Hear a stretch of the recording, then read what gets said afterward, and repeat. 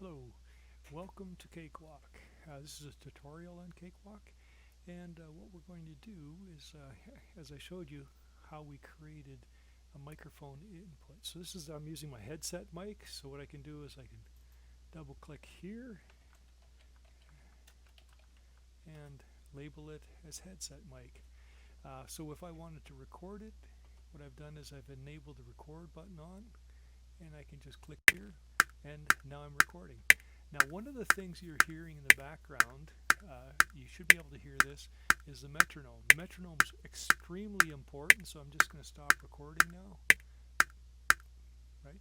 And what the metronome is important for is if you want to record subsequent tracks. So if you were singing, you want the metronome, and that way it would keep your beat and tempo constant. So if you record another track, now you have a constant beat that you can match to it. It's a big problem I've seen, and I've actually worked with.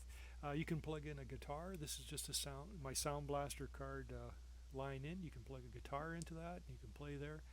And again, you should always practice recording with a metronome, so that way if you want to set drums up, then you can do Midi. You can add the Midi inputs and that. So that's the very first thing, how to get your headset mic going and how you can record. Super simple. Now up here we have different controls. We have our play, we have our record, we have fast forward, back. This is our actual track right here, right? That's our audio track.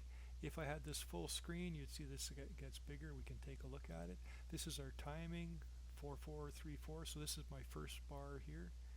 This is our time, minutes and seconds. When we get into Midi, we'll see that we can actually look at the different bars, and we can set up what our timing is for it.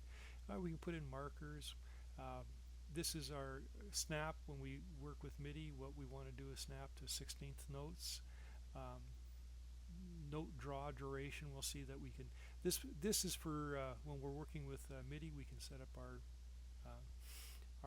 what notes we want to draw. This is erase, draw.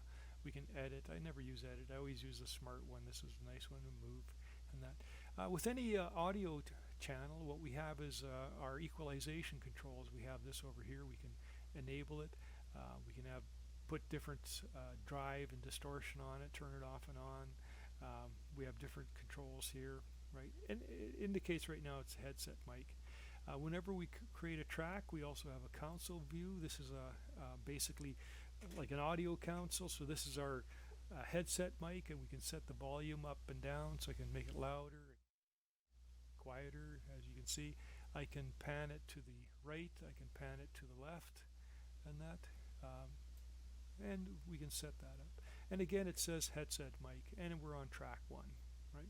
All right, so what we've done is we've recorded our first audio here, and now we can play it back. So we just hit the playback button here, and now I'm recording.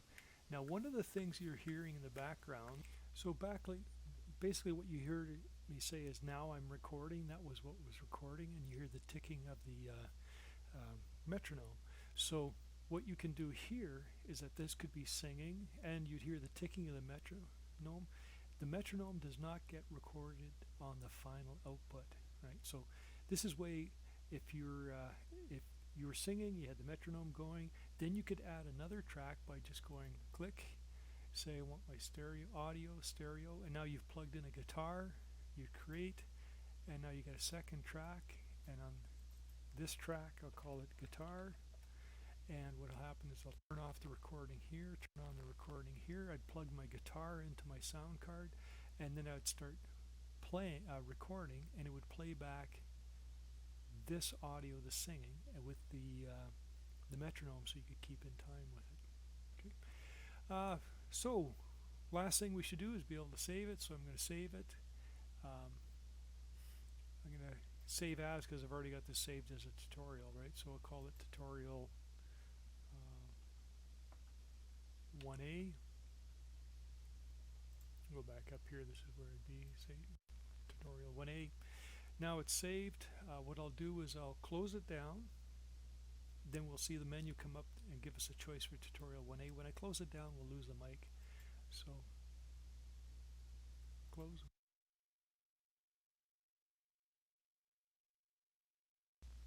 and back them up to exactly the way I left it. Right? So that's how you save it and open it. And that. What we'll do is, following video, what we'll do is we'll talk about how we actually export and create a song. Well, it's actually pretty easy. We just go export audio, send it to MP3, give it a file name. We'll call it tutorial 1A.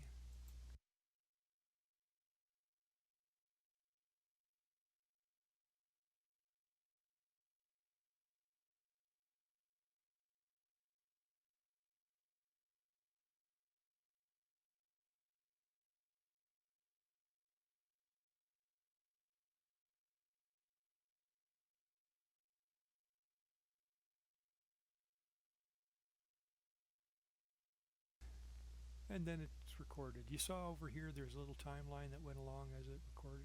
Records very quickly. And that